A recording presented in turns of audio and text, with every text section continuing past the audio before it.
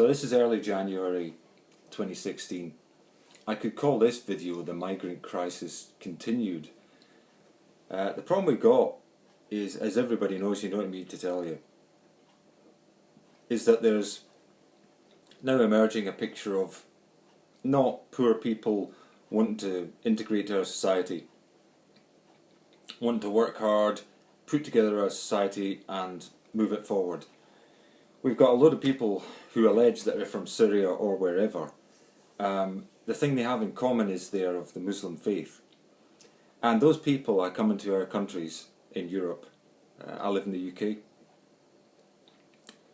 And we've now found out that in Cologne there's been an attack, or series of attacks during the New Year's Eve celebrations against women, mainly sexual attacks of various types.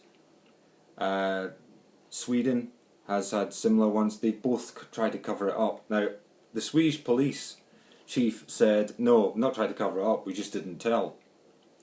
This is an old thing that people use, secret police forces use. Now, the Swedish police are not secret police force, but they felt they didn't want a riot, and they felt that the way to have more disquiet in their country is to tell people that predominantly Muslims, migrants, some of whom didn't have any papers or weren't vetted properly, have trampled their way to Sweden. They don't want to portray these people as being predators and aggressive and blonde-hating, white-skin-hating thugs who hate women. You know, misogyny is probably too weak a term for it. We have this thing in this country, in the UK, about how Muslims are acknowledged to have their women walk a few paces behind. You know, the men, because women are lesser and mustn't be seen to be ahead of the men. There's all sorts of things. I won't even go into it, but in this country we have a thing of the women walk behind the men, it seems, in the Muslim culture. The men, when women are found to be adulterous, set fire to them, you know, with resulting death. If they survive, it's not intended that they survive. Drive over them in their cars if they've been adulterous. This is despite the fact that I know that almost all men are adulterous. So you can say what you like. You can say, I've been faithful. I don't care. I will believe that most men are adulterous until proved otherwise. Now, don't get me wrong. If an ugly bloke comes up to me and tells me he's been adulterous, I'll assume it's with someone he's paid for. But if a normal run-of-the-mill guy who's got a half-decent job comes up and says he's not been adulterous, I'll assume he's probably not telling the truth unless it's proven otherwise. That's just how things are. That's my perception. But the migrant business, they've got a whole other order of misogyny, and it seems they're bringing their bad habits to Europe. Now, we're trying to stamp out misogyny in Europe, and Sweden is probably one of the places everyone looks up to as being particularly forward-looking and equalitarian. Angela Merkel is an idiot, and all she's going to be remembered for. I say that as just a thing to blurt out because there's no other way to put it. Previously, I believed her to be a competent leader and very popular, but this is all about to change. Margaret Thatcher, the Iron Lady in Britain, she had her time and she was known as the Iron Lady, and defence was really her thing. She sank the Belgrano when there was only half a good reason to do so, but actually that's good enough. You know, if you're on the edge of war, that is probably a good enough reason. We've got Merkel. Margaret Thatcher had a council tax policy, which is a way of charging you rent, or rates rather. The government charges you rates on your property. And it nearly broke her, and it was a thing she was never forgotten for. Angela Merkel, it turns out, is going to have the migrant crisis as her legacy, and it will be the thing that kicks her out of power. And for that reason, and only that one reason, I have no other reason to dislike Angela Merkel. For that one reason, she's a dummkopf. Angela Merkel is a verdammt dummkopf. I won't go as far as Schweinhund. You know, she's not a pig dog, but she is an idiot. Because this is the legacy she's going to leave behind for future generations, is the basis of a homegrown war. Just before I go any further in this, because some people will suspect something, this is my family. And, you know, if I didn't love them, I wouldn't live with them. That's some cousins in the corner there. I just begin to feel that there needs to be something like the International Coalition of Tolerance. You know, a coalition of the tolerant, ICOT, you know, call it what you like. But it's probably not going to include a lot of Muslims, because Muslims have clearly shown over decades now they're incredibly intolerant of other cultures. Now, if you're a tolerant Muslim, I apologise. But we've ended up with a situation in the UK, and this is replicated throughout Europe, where most Muslims do decide to set up camp on their own, and they have their own little countries within our country. And as anybody knows, if you have that, that is the beginning of some kind of very ugly and long and tangled revolution. And their book, the Quran, says it all. The Quran talks about the infidels, the non-believers, and they are to be waged war upon and all this. Now, I'm sure somebody can produce a passage of the Quran that says that that's not the case. The trouble is, that's what constantly is being done. There's examples of things like, which are not easy to fake, things like groups of Muslims who are allegedly stoning Catholics coming out of church. Now, I'm sure there's some Catholics down in that church in the south of France who don't particularly like Muslims. I'm sure there's some Muslims that don't like Catholics. But if it gets to the stage where you're stoning people as they're coming out of the church, and it is their country, Europe's going to have to wake up now, and we're going to have to adopt more of an attitude that the Americans did adopt, but not go as far as they have. But we have to have an attitude that security is important.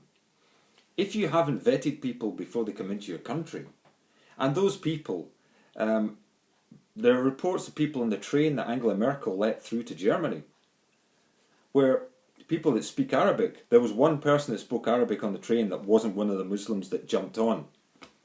And the crowded train, the things that this person witnessed were the following. This is an Arabic speaker.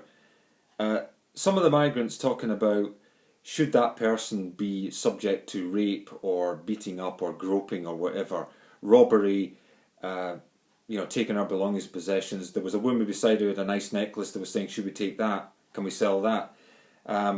When they were given food, allegedly, they chucked the food in the ground and said, where's the money? This is what you have happening. It's a fact. If people are desperate enough, they'll do anything. So is feeding and clothing these people the way to go? Let's be clear, there are two very different kinds of people that come across with waves of migrants. There's someone who wants to work, wants to make a name for themselves, wants to earn some money and be something, and for the kids to grow up in a country that's tolerant and relatively freedom of speech is tolerated. There's other people coming over that want to spread the non-freedom of speech, the intolerance, the extremist Wahhabist views from Saudi Arabia that have caused most of the trouble in the Middle East anyway over the past couple of centuries. And these are perverted views. This is an extreme view of Islam, and it's all the actual guy Wahhabi, the Arab who came up with these views, said, no, don't do it that way, that's not what I mean. And unfortunately for him, the Sultan or the King or whatever said, no, this is how I'm going to do your point of view. And so war was waged in the name of Wahhabi, when in fact Wahhabi said don't wage war. So that's what's happened. A perverted view of Islam from Saudi Arabia has come over, and they're trying to infiltrate now Europe with it. If you have let hundreds of thousands of people, and it's probably over 1 million now, into Europe with extreme views and extreme prejudices, who hate white people, being blonde is a good enough reason to hate you, not just hate you, but actually take action on it, rob or grope you, and they do it in an orchestrated manner. So this is pre-planned and orchestrated. We've got Swedish police, who are not known for brutality, covering up the fact that there's been these sexual attacks. There's some festival outside Gothenburg or in Sweden somewhere where they have this festival, all the youth get together, there's no alcohol allowed. Now, this is an interesting point, because this is one of the things you would have thought it had in common with Islam. I'm not saying kids don't smuggle alcohol into a non-alcoholic event, but I am saying if there's not alcohol there's going to be a lot less trouble. Instead, you've got Muslim refugees, or migrants at least, attempting to rape in an orchestrated manner the youth. We're talking about 15-year-old girls in Sweden, and the police are covering it up. Now, the police say they're not covering it up. The police say that they just didn't tell anyone. Okay. I can understand why they say that that's not covering it up, but it sounds awfully to me like for the victims and for ordinary people, that is covering it up. And the Swedish police are not badly thought of. Anyway, then you've got the thing that came out of Cologne. All these similar sexual attacks in Cologne that's just come out. And this is what's led to, apparently, the investigations that led further to finding out these things in Sweden. So the Cologne attacks, which my spouse said to me, you keep in touch with all that stuff. How come you don't know about these Cologne attacks? And of course the reason is because it's hushed up. It didn't come out as one big headline. It came out as a kind of leaching osmosis thing, leaking out. So this is why I say Europe needed to be better than the Titanic. The Titanic, if you remember, was a ship that had its hull breached and let a load of water in, but was meant to compartmentalise the water that seeped in so the ship would float if only one or two compartments got filled, right? Great idea. They didn't build it that way, which is why, because they didn't build it to design for financial or time reasons, that's why the Titanic sank.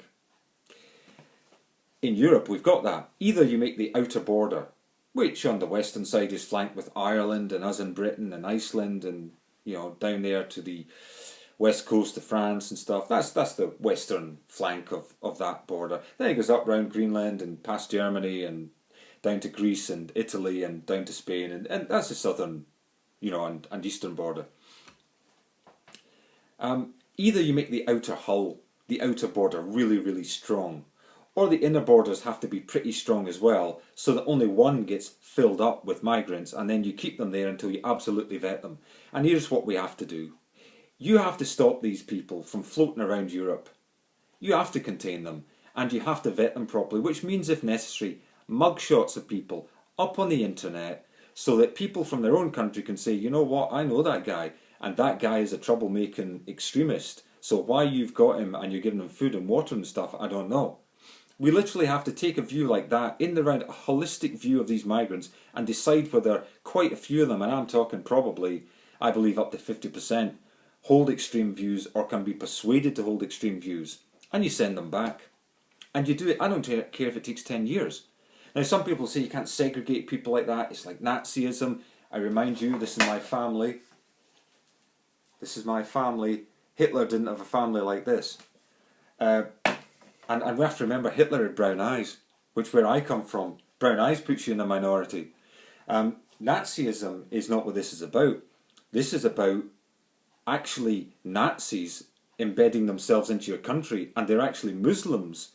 It just happens that these Nazis have brown skins and say that they are peace-loving Muslims. Oh, of course they're going to say that. They're not going to come in and the first image you see of them is them trying to smuggle a gun in and beat up women. They're not going to show you that side. We have to vet them properly. And you might say, well, we can't segregate people and they'd have to have their own schools. That's what they do anyway. Fact, Muslims segregate themselves when they come into European countries. So there's no point in saying we would segregate them. They segregate themselves. If that's your choice, that's your choice. Me, when I go to France and stuff, I think France is really different, you know. But Muslims, to them, people in France are awfully similar to me. Yeah, I think there's a massive difference. But I go to France and I try and fit in. And yet Muslims, a lot of Muslims would say, especially extremists would say, there's no difference between you and a French person. There actually is. When I go to France and I ask a guy for help because the car's knackered, I go to a French mechanic, his first words aren't, oh, how can I help you? His first words are, pfft. And his thoughts are, it's not a French car. Right? He doesn't want to help me. So don't think we're all friends in Europe, but what we are is relatively tolerant. The French guy doesn't get a load of his mechanic friends and say, let's beat this British guy up that wants his British car fixed. Right? I've walked down with my spouse. I've walked down with my spouse through Leeds and a bunch of Muslim youths have gone and spat as they walk past us. And I've heard white people say to me when I've told this story, well, maybe they were just spitting at the time. Yeah, sure. If you want to believe that kind of pie-in-the-sky dream world, you go ahead. There are, I say this, 50% of these migrants that have come in are deliberately targeting us. And the 50% are not people who have risked their lives to come to Europe in some raggy boat and their families sunk. It's not that 50%. This 50% is orchestrated and paid for by some Saudi Arabian. Get with it. We need to have an international coalition of the tolerant, and it will damn well not include Muslims, because it can't. The Muslim faith is not tolerant, and that's the problem. Unless you're prepared to have a more tolerant version of the Muslim faith, which a lot of Muslim people in Britain adopt, let's be fair, unless you are prepared to move like they have moved in terms of their outlook, you're never going to be sufficiently part of our society so that you're not a danger to it. Security is the first job of government, and the European governments have failed. Ergo, Merkel is a dummkopf. I can't believe I'm saying it. Smart lady, but how dumb can smart people be? Thanks for watching and listening.